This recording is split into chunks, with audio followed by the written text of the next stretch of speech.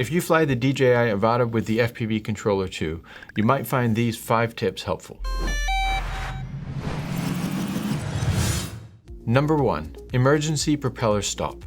You might be familiar with the combination stick command, which stops the motors of a camera drone in an emergency and causes the drone to fall from the sky. In normal and sport mode, the Avata can do the same thing. It will descend for a couple of seconds in a spiral and then the motors will stop.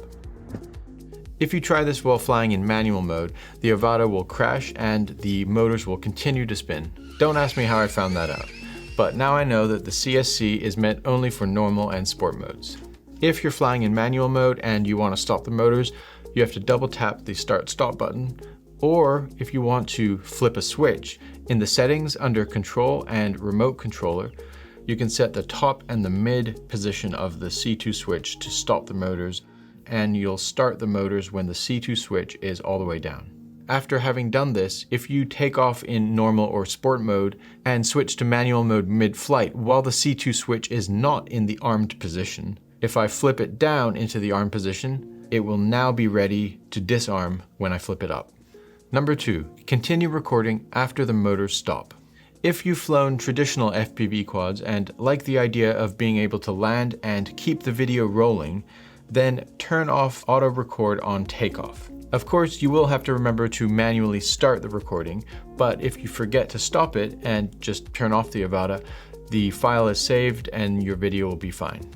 Number 3, enable manual mode and take off. If you like flying without being limited and want to do flips and rolls, then switch the Avata to manual mode. Even though you can do this mid-flight, I generally prefer to take off in manual mode. To enable this feature, you have to do 2 things. In the settings, under Control and Remote Controller, set the custom mode to manual mode. Next, go over to the Gain and Expo tab and turn off the manual mode attitude limit. Now you should be able to switch it into manual mode and double tap the start-stop button. If the drone does not start, make sure that your throttle stick is all the way down.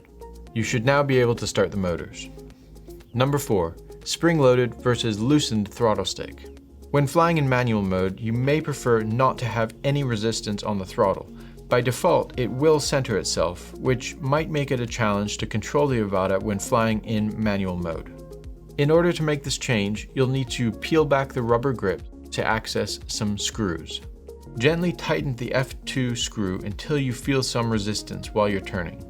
Now the throttle will not recenter itself, but it doesn't hold its position and just flops around.